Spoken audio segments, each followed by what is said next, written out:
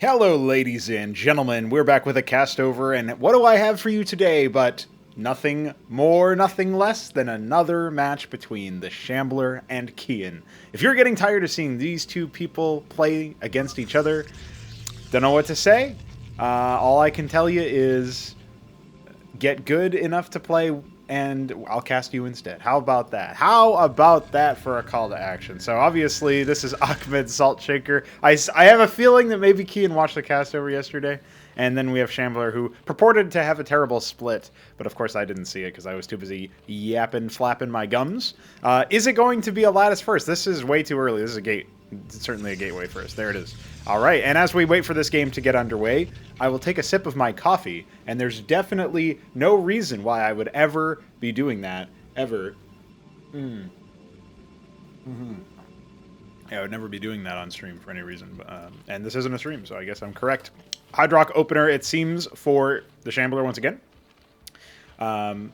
Obviously, that was in conjunction with a worker being morphed, so it was 150 minerals. That's why that went down. I kind of feel like, you know, Shambler's trying to get down to his timings. He's trying to get his timings down, you know. That's one of the things that keeps happening here. We do have a 2-gate opener for Keyan, and that second gate means that he will not be able to drop a Dracodon, which he would have been able to afford otherwise, I believe, because I'm pretty sure they're 25 gas in CMBW, but time will tell. You know what's really funny is... if you try to track like a larger resolution thing, one of the things that you may notice is that first of all, this is still the older version of Sunstarved. By the way, I forgot to even mention the map, but this is the older version of Sunstarved. This is obviously Shambler is midnight green and Keyan is dark coral. Love that. That's a pretty good color for Ahmed Saltshaker, honestly. Workers pass each other in the night and they will eventually espy one another's builds. Now, if this becomes a Spraith, that's actually really silly from the Shambler because, yeah, he's gonna wait to scout. He's gonna see the Dracodon opener. Not able to burrow fast enough, but that should mean that he can, you know, morph this into a circuit if he's feeling vulnerable, or he can just sit on it for a little bit. But it will indeed be a circuit. Okay. But yeah, one of the things that I think is kind of funny, anyway, is I'm tracking people's reactions to the way that the meta is developing or whatever. It's a change of pace, but it's also a change of peace, too, because obviously that Dracodon brutally maimed and devoured that worker, and that was the change of peace to war. But the way that I look at it, anyway, is people go from thinking, oh, man, Protoss is so OP, to now, like, people think the opposite, where, like, oh, Hydras are OP, like, they're really hard to defeat, and, you know, it's just funny watching people. Ah, okay. There's that's what he was referencing. Yeah, I guess they had some difficulty actually getting the game to work properly, even though they said they never re-downloaded and eventually it just worked. I find that kind of hard to believe. We obviously have had some issues with people, especially in Fraudarchy, running the wrong version of the mod, or in some cases not running Brood War, running original Brood War, not running CMBW at all. So that's always interesting. That's always funny. So a 1-base play coming out from both of our players. Third gate going down. If they had played on the updated version of the map, they would have had a 1 extra mineral in the main, so maybe that would have allowed them to use this a little bit better.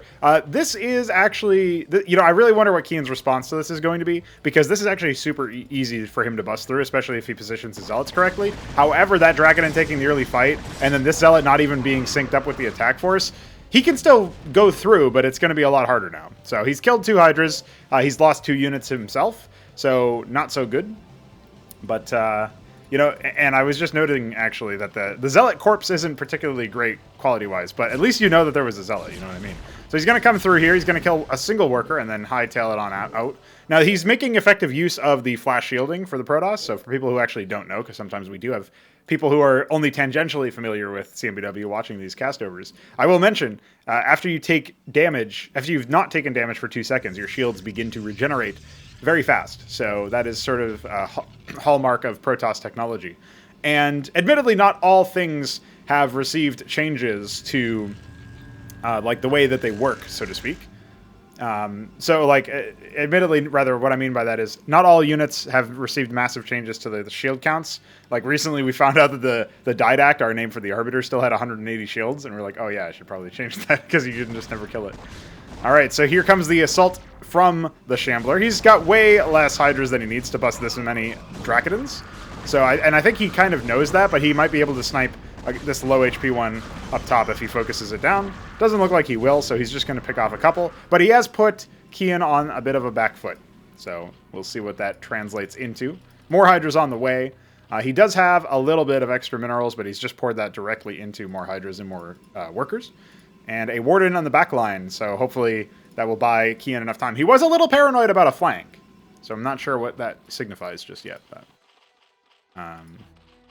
we're going to have to wait and see. He's going to go and move out in the same position as before. And it is really difficult to actually pierce this. So, you know, this Kagran colony is still here. Especially with this number of units, I might have, you know, been a little concerned about not leaving only a single circuit here. Now the Zealots are loose in the mineral line, but they won't actually pivot towards that. And some of the Hydras are actually attacking them instead of the Drakodons, which is like, you know, this is the main reason why you build a front line and have melee units to begin with, is they buy time for your ranged units to come forward and you know, get a lot more of an aggressive situation now. But the first circuit has been remorphed, the second one is up and now no longer even in danger. And so that will be a general loss of a number of units. That battle could have gone a little bit better for Keyan. Obviously, also could have gone much better for Shambler if he had been able to focus fire the Drakodons specifically and sort of dance around his Sim City, his walls, as it were. But Keyan also, I think, could have probably focused down. He focused down the circuit, but I think as the Zealots were buying time for him, had Shambler, you know, we think about each individual playing potentially better than they did. If the Shambler hadn't played better than he had, what Keyan could have done is use the Zealots as a distraction and then fire down this circuit before it even finished, right, while it was still a Kagran. And so I think that would have actually contributed pretty positively to the war effort, because he would have had a little bit more permanence now. This scribe is sitting out here waiting to build something, it looks like. It will be a Strident Stratum, which is an interesting choice, because you don't expect that as your opener. I think maybe he wants to go for some Artisans, or maybe some Clarions. Like, those are the only options, but you know, Artisans would be the more affordable one. Now, the Shambler will scout that there's no natural taken. He's going to go ahead and upgrade his gas, which is going to take a while. And of course, he's still not saturated on minerals, which is really weird. Like, he could have at least, I want to say 4 or 5 more workers on minerals, probably a little bit more than that even. So that's something to watch out for. Obviously, he does feel a little bit pressured to, like, you know, see what he can do as far as being aggro on the map. But he should feel less pressured now that he knows his opponent is going... is still probably going one base. He hasn't been able to scout the back base, which is like the third position. What I like about Sunstarved is, even though we haven't seen super long games on it so far, it does kind of feel like you don't really have a dedicated, specific, like, oh, I absolutely must get this particular base first every time. It's more like, you know, you kind of choose, because they're all a little bit far away and they're all... You know, they have, you know, some of them have more resources than not, but some of them are more defensible than not, and really it depends on, like, the flow of the game thus far. So I think that's really interesting, anyway. We are seeing Shambler scout out again. He's taken a right side flank. There are 2 Wardens to meet him if he goes into that base from the right, and there's 1 Warden over here, but he might be able to snipe this gateway without the Warden really doing anything. And now he's been pranked, so he's going to see if he can poke down the threat, maybe, funnel them in, so to speak, but obviously... Like, so the Zealots would have limited success attacking them in that angle, but yeah, he's just trying to see what he can do. He's kind of isolating the specific area. So a Clarion is actually what's going to come down, and that is surprising. This is the first time we've seen the Clarion in a very long time. So certainly people might not even know it had a new model that I was able to repurpose and render out, so as well as animate. There's 3 idle workers in the base. And now Shambler is... I'm not sure if he scouted the presence of the Clarion. The Clarion is... You can kind of think about it as like the OG Anseal. It doesn't, like, absorb damage, but it does spread damage across all shielded targets. It's very, very powerful. It's considered a tier 3 unit. So the fact that Keyan has this with his army... I mean, I want to say that's like 150 gas or something. It's fairly expensive. I can't remember off the top of my head. It's just been so long since I've seen it. And so I think this natural base that Shambler has finally decided to try to take... I'm suspecting this will be his scouting party, basically. He has no defenses in the back, and he's also not actually attacking right now. His army is almost in like a really weird position where, okay, this Hatrask has enough HP that hopefully he's able to cancel it. We'll see. Yep, he was able to cancel it in time, but he still hasn't moved his Hydras, only now doing so. And that means that he is totally out of position to hold this on this choke, which, like, obviously this valley normally is very precarious territory to get to. Now, there are a decent amount of Hydras, and the Clarion has not been able to shield the Zealots. It was a little bit desynced because I think maybe Keyan was super worried about, and there it goes, actually. The Clarion is even sniped off at the very last second. But I think Keyan was really concerned about like getting out of this territory and probably thought that Shambler's response was going to be a little bit quicker.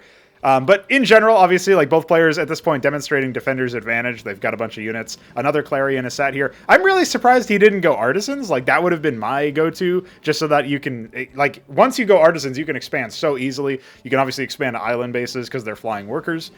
Your buildings build faster when you build them. Like they're really, really powerful. And to the point where I think actually specifically with Protoss, the advanced workers probably need to be even more expensive than the other races' advanced workers. I think maybe they already are. They might be 50-50 instead of 50-25. But regardless, like they probably need to be more expensive even than such a hypothetical cost. But anyway, enough about perspective balance changes. We are taking a look at this series. I'm pretty sure this is a series of 3 games. So...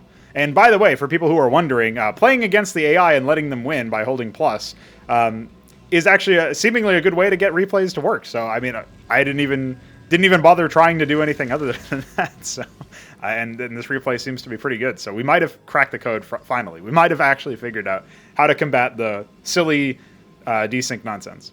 So this Hatrask going back down, and this is good tempo in general. You want to, like, behind an attack or offensive maneuver, you actually want to try coming in and seeing what you can do to expand at the same time as you attack or something to that effect, right? So that when your APM returns to your macro, you can actually focus a little bit on that. This Clarion could be sniped, but it's not being it just yet.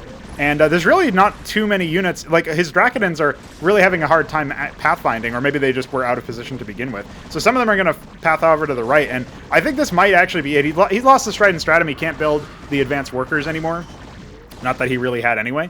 And yeah, this might actually be it. These Hydras can fall back and confirm the sighting of this Nexus. They won't cancel it, but they will at least be aware that it exists. And they might even get some good damage on it, but it doesn't look like it. He's going to turn to see if he can do battle with the Drakodins. It's not going to happen. He doesn't have enough units, and he has even 1 Hydra left over, which he could cheekily burrow back here if he wanted to.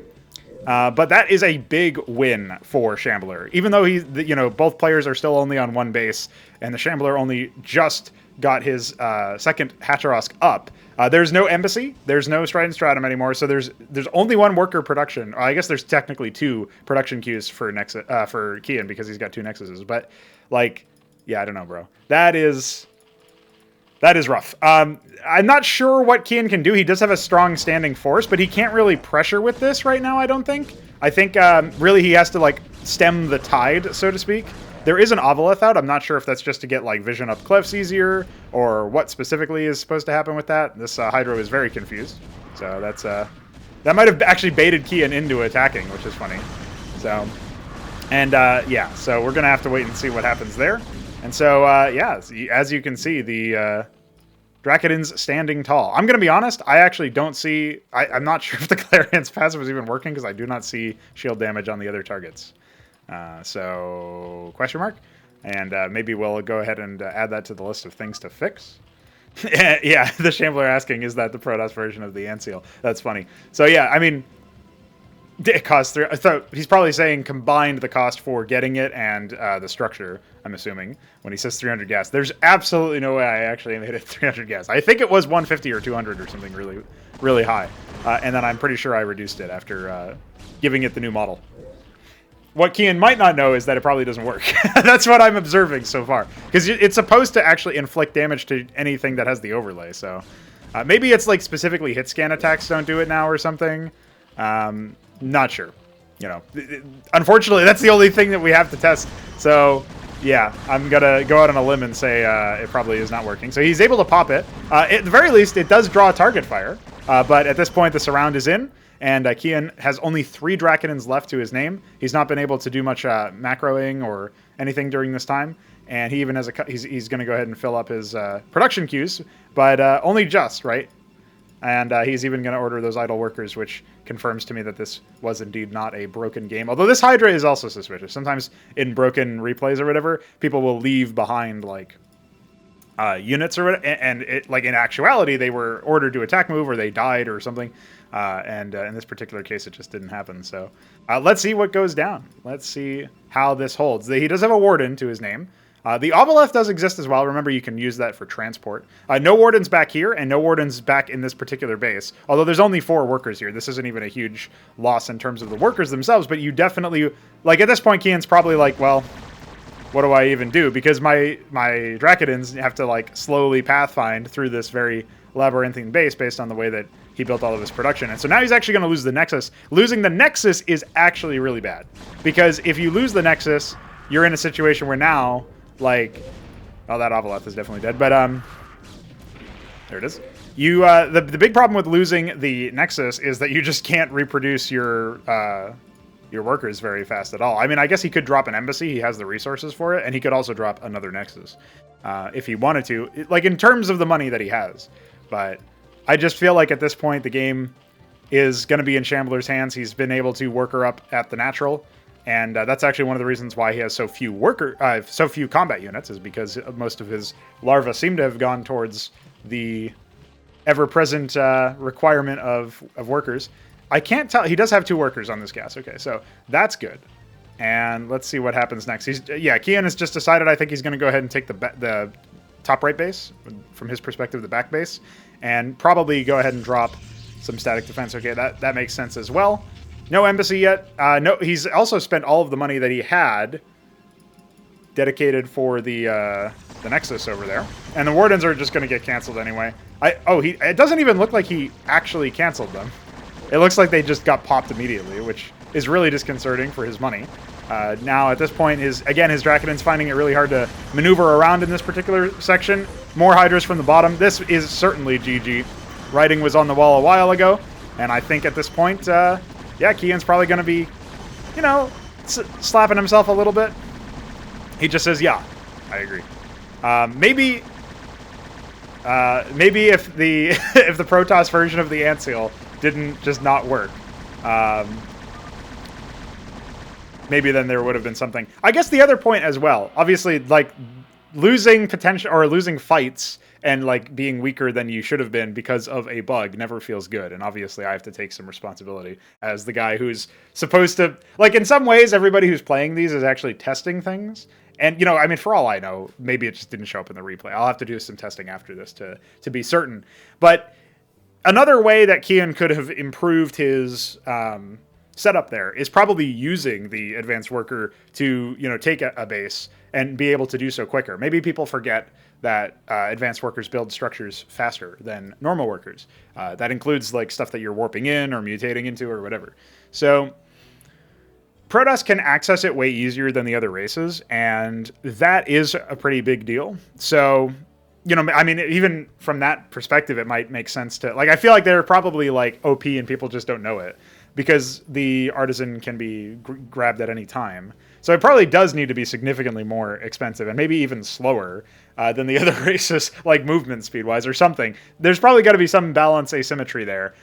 So we'll have to think about that as a community. But, you know, in general, I think he could have used that. He also could have decided, you know, when he's going up against Hydras, like I think the thing that killed him the most was having to rotate through his base. And so, you know, you kind of go one way or the other with that. You either say, all right, I'm going to station a bunch of Drakidins here, which probably means, like, in order to also be able to attack with a good number of Drakidins, I also need to, like, move down. But, you know, it's kind of interesting. Both players really only used, like, 1 unit.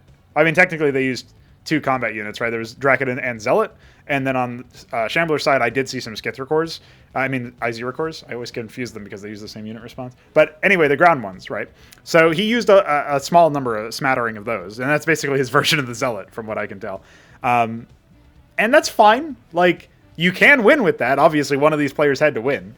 And they were using a similar strat in that sense, where they were just focused really heavily on one type of unit. But I do think that maybe the army rotations through the base were really rough for Keyan. And on the one hand, you can say, well, the map is kind of like that. But on the other hand, if you know the map is like that, and this is one of the ways you find out, is by playing and realizing, oh shit, that maybe that's what killed me, or one of the reasons that contributed to my downfall. At that point, you got to figure out what you can do. Drop a pylon, figure stuff out, like that sort of thing. So that's sort of my takeaways, is that I think Keyan could have put up a better fight if he had decided to maybe build his gateways a little bit further out or in a little bit of a better pattern, leaving more maneuvering room for Drakodins, who are obviously notoriously slow and bulky. And beyond that, I mean, I don't know. I guess this map probably would have gone a little bit differently as well if that extra mineral node had been there. It's only 6 yield, but it's still just another mineral node in the main. And obviously the layout changes, meaning that you can do stuff north of this nexus or south of the Shambler Hatcherosk. So either one of those work pretty well because of the improved maneuvering room, right? So you might have been able to actually mount an offensive on either side a little bit easier, perhaps, or something to that effect. But anyway, that is that. That has been the first replay. Let's move on to the next after I go die to some AI in order to make the replays actually work. But first, I have to show you guys the score screen. All right, that's it. All right, we get something a little bit different here for game number 2. We have, obviously, the Shambler against Keyan, and that is Zerg against Protoss. And we have Fat Minerals, as the Shambler wisely points out. Now, this will be an omen. This is Nitro Valley, an older map by Night of the Realm. It does include ridges, of course, but Night of the Realm isn't super fond of using the varying yields. Oh, there you go. We got the colors, so I'll explain that in a moment. But yes, there's some varying resource yields that are available in other maps, but having so many minerals, so many mineral nodes, and them being so fatty means that you actually do, well, I'll let the replay speak for itself. I've been sort of spoiled what happens. I don't really know the details, but is it the surprise to anybody that there's a lattice first? I don't think so. The gateway did not go Keyan's way. He's going to go ahead and go back to the well, and we'll see what happens. That being said, the reason why the players listed off their colors is because I suspected that if we get busted colors in the replay, it's an early indicator that something is broken. But in this particular map, there is no such thing as color randomization. So that's why they're like default colors, right? So in that particular case, not a really big deal. So this is actually a 4-player map. I'm not sure if they know where their opponents are or what. They have not scouted yet. There is a fast expo going up for Shambler, after which he has decided to go harvest some gas. So that means that in theory, he will go Hydrock behind this, and we will see. But still no scouting. I'm not quite... I think he was looking for his ramp, which is right down there. That does make sense, actually. I'm not sure why he used 2 scribes. Probably just a misclick. And we got some vassals already out, and they will scout to the right, scout down. I'm not sure.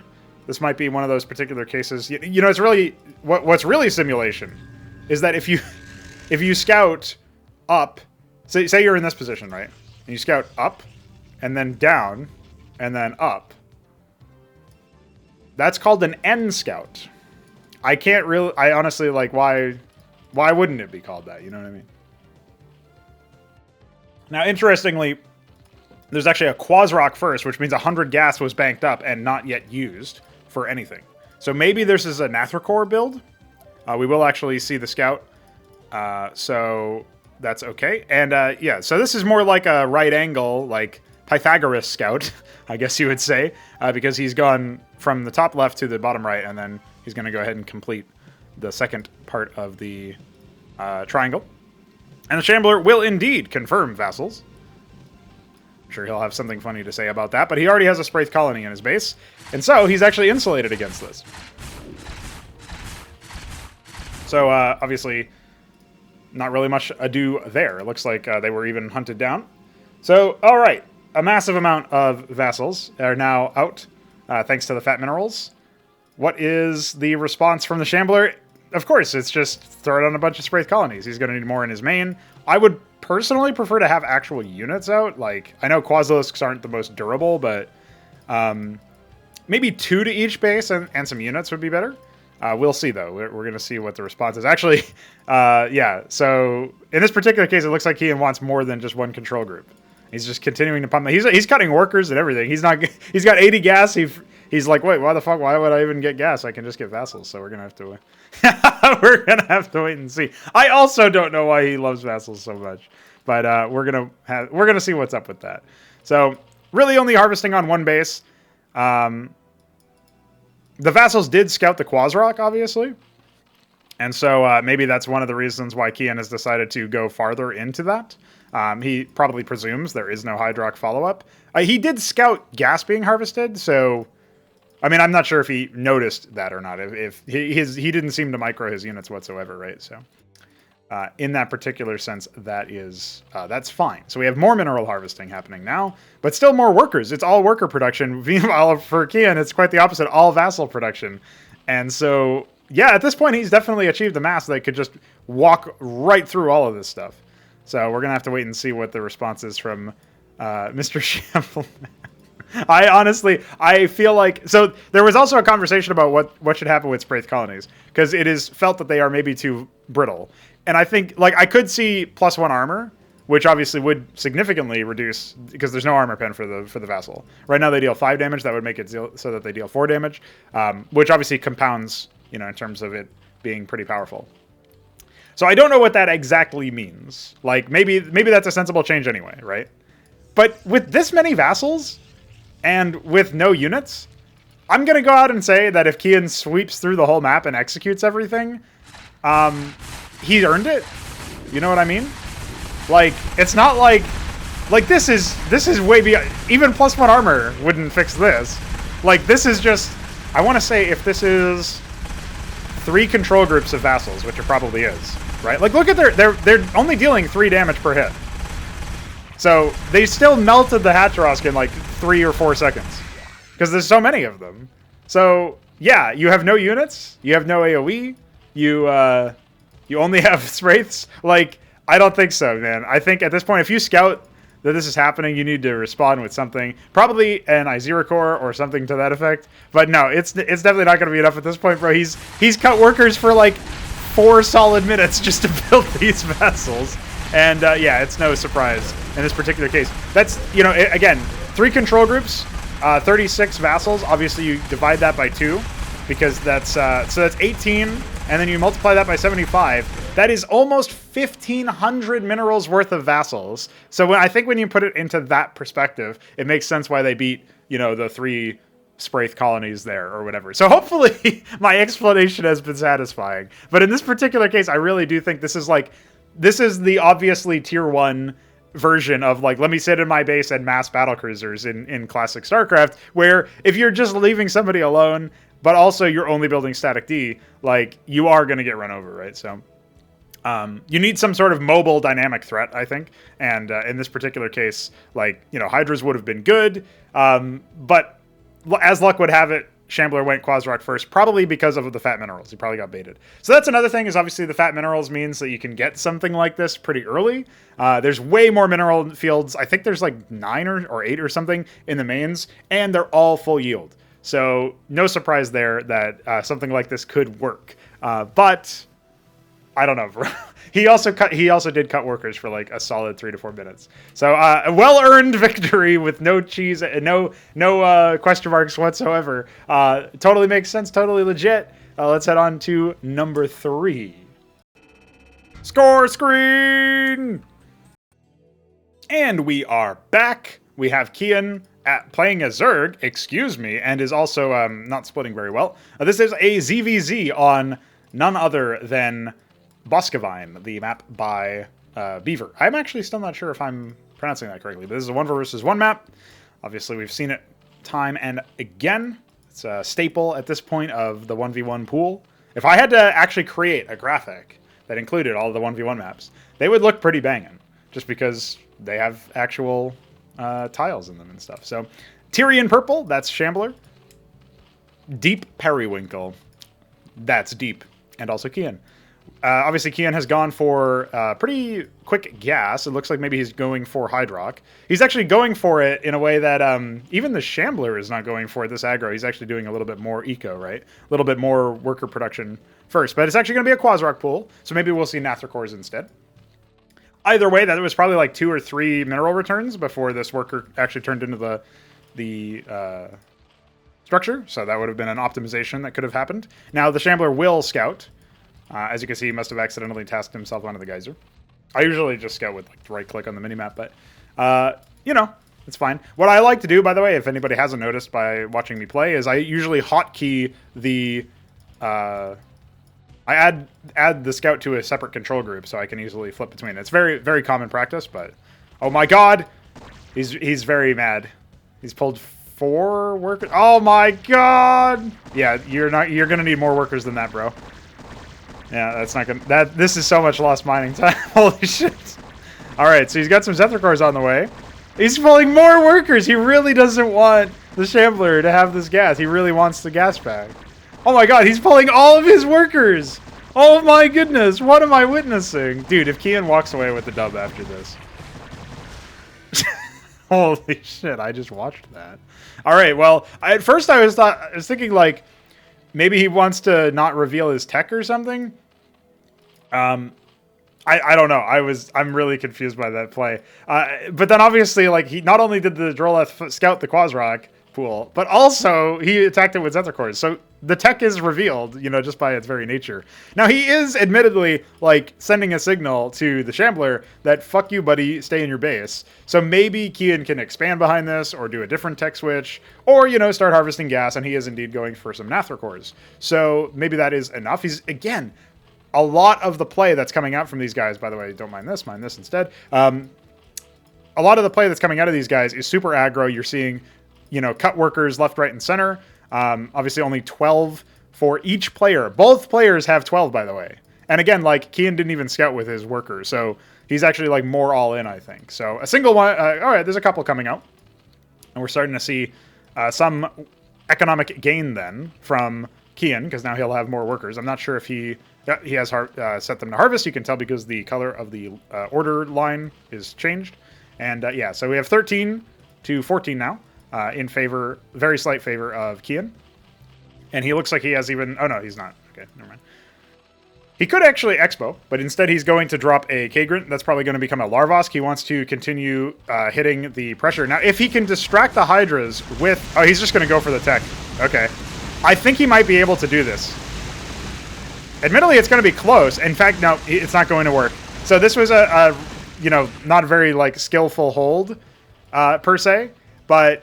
an interesting target decision. Now, the fact that this is so low means that, like, even though he didn't actually get a kill on anything, like, it's still kind of good that this is low, because now Keyan can maybe, like, snipe it with Nather cores, assuming he can also hold back at home from a counter push. Now, I'm not sure if that's possible. This Circuit and this Kagrant being placed in this position is actually really bad, because it, like, it doesn't create, like, a good concave. Like, Hydras can snipe this, like, isolate this and attack this and do a fight with this without ever threatening this, right?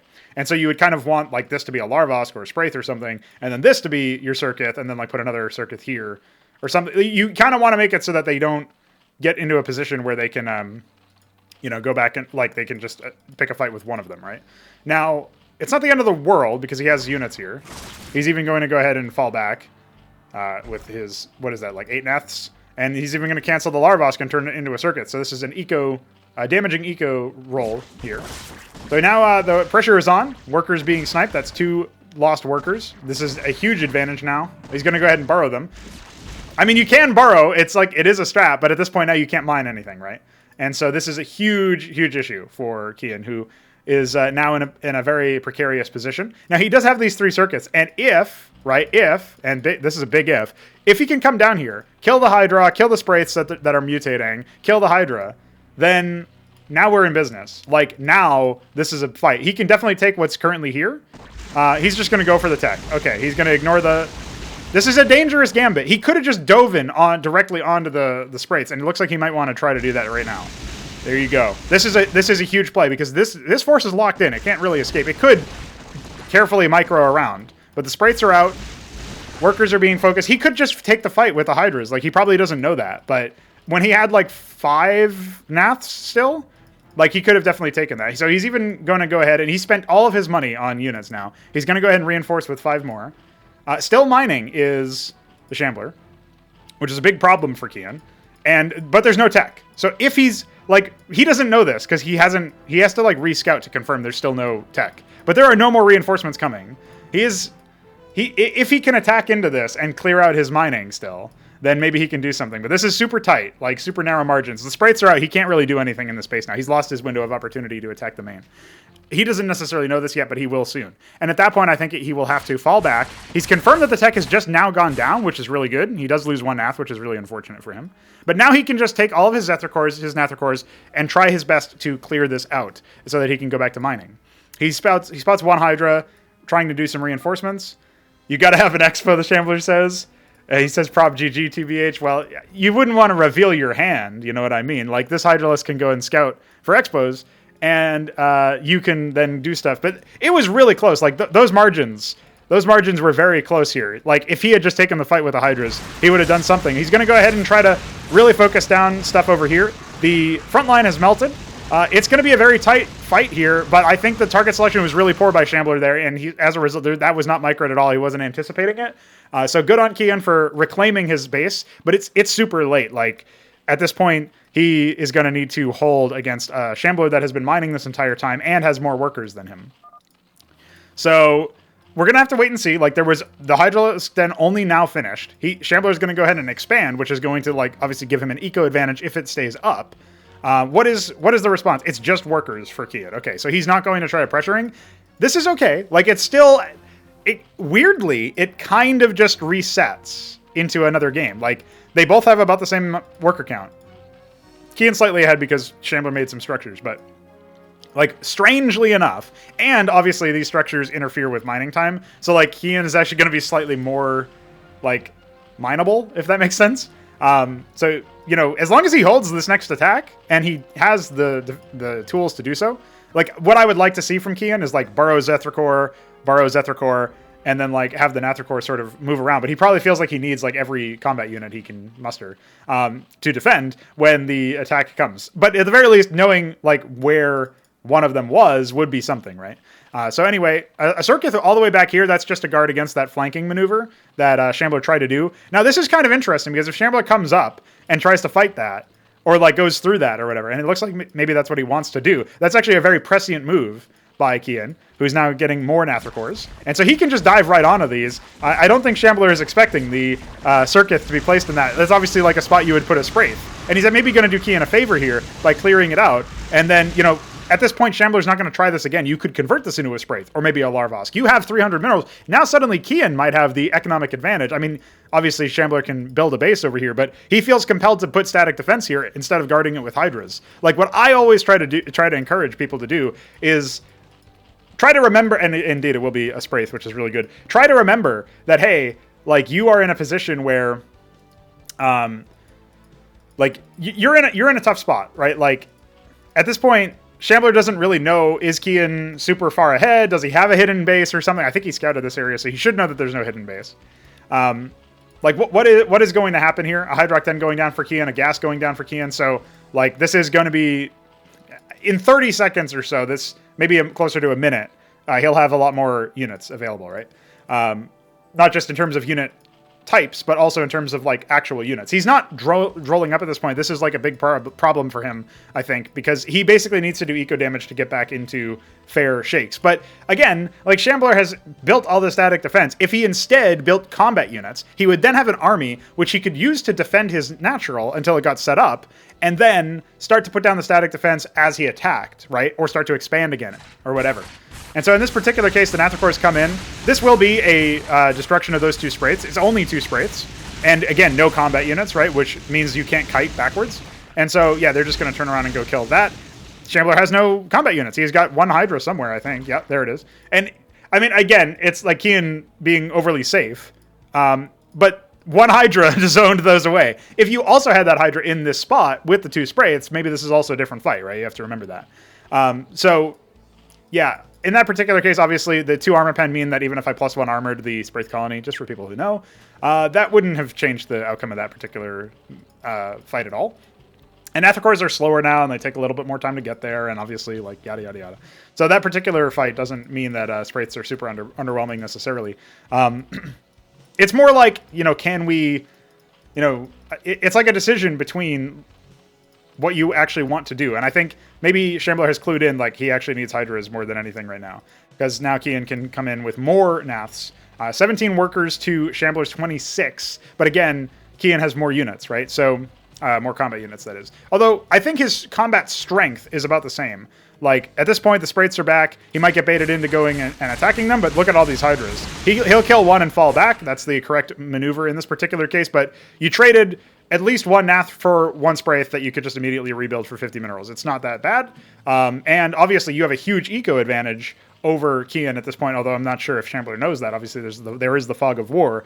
We got some Skithricors coming down, which move a little bit faster than Naths, but also have that slightly ranged attack. So we're going to have to wait and see about that one, what exactly happens. What is Keyan's play? He's going to build more combat units. Again, not investing in eco, not expanding, not getting more workers. So he can and probably will fall behind if this game goes long.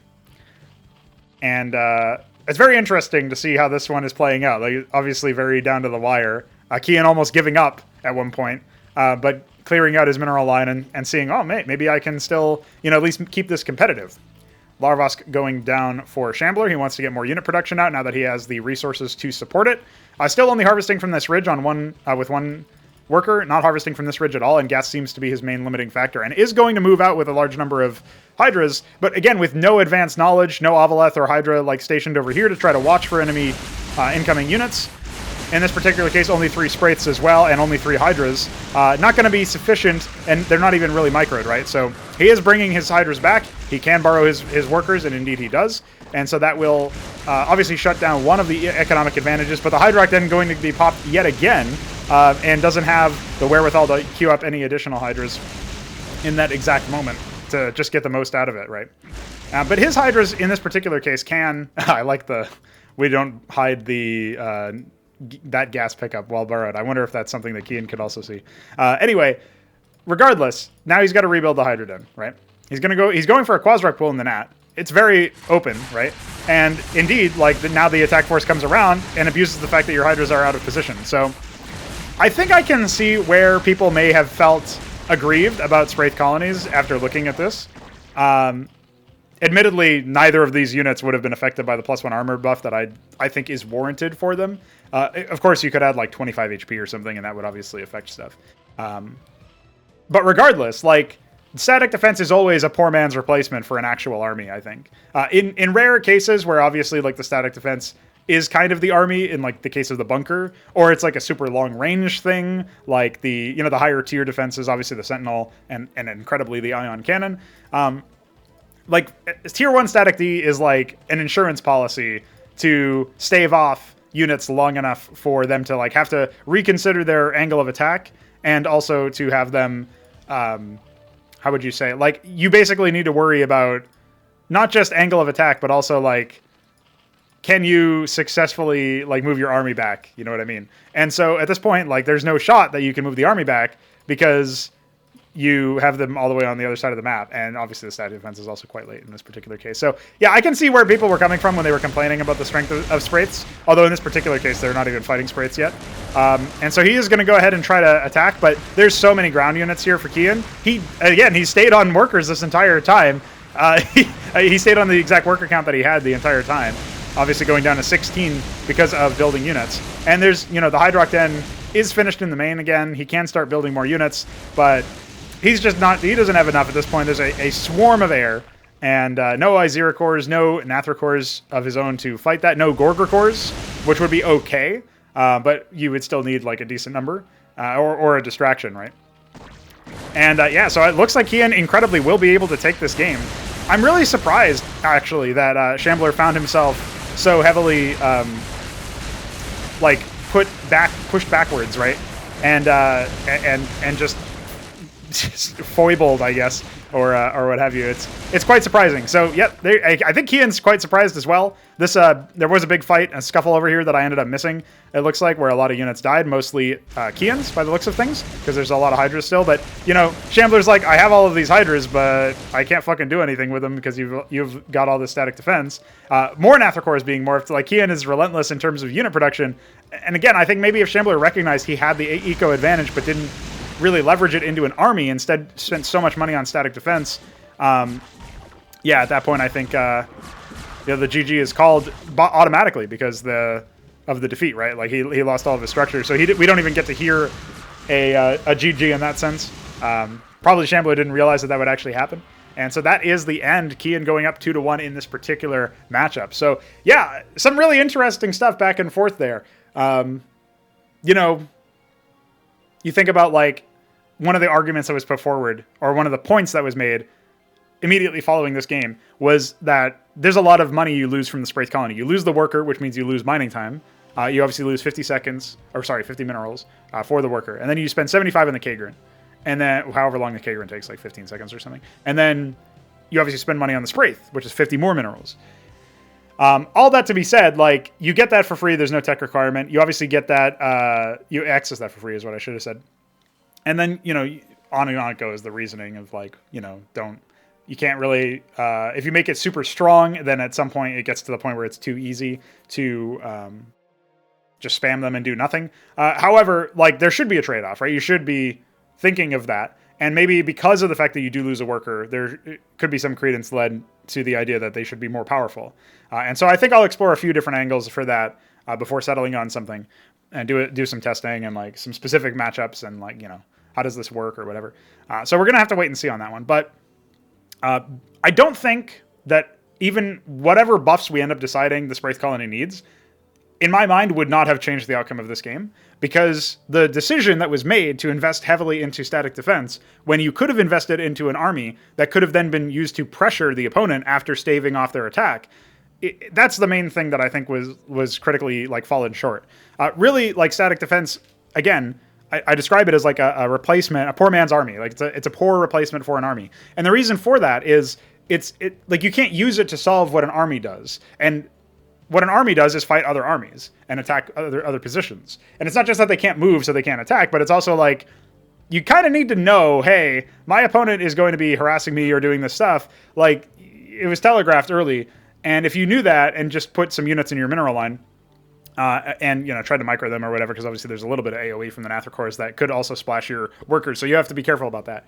But say you're going to try to do that, like, it's actually really rough to think of, like, oh, I need static defense here, when, you know, really, they will dish out some good damage, but they're not going to survive long enough, and they can't kite, and they can't, like, micro or whatever defensively. So what can you do about that? Well, the main thing you can do, as opposed to, like, hoping that your static defense structure just deals with it for you, is build an army of yourself, of your own, and then obviously try to stave off the attack. But like, as your like, static defense is best used basically when there's like small splinter attacks that like come off of the main force to try to harass a base, and they force an enemy to dedicate most of their army strength or a significant chunk of their army strength to destroying them, which is exactly what happened here. So in my mind, what I'm seeing is like actually the intended use of the static defense as a concept is like, it doesn't just win the fight for you.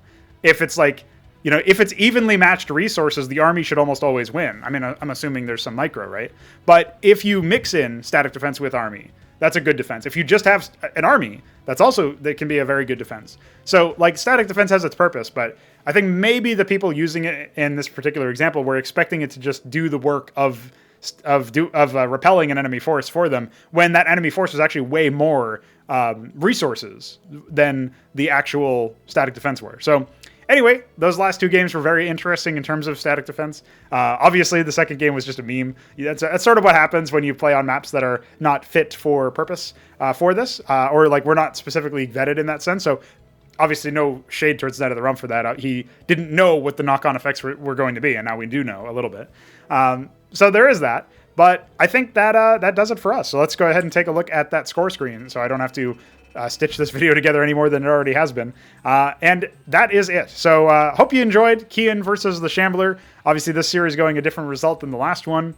And I hope you enjoy the castovers in general. Obviously, if you do enjoy them, so much so that you have 3s burning holes in your virtual wallets, it's over here. There is that thing over there. And besides that, I will see you guys in the next video, and maybe on Discord. So, mwah.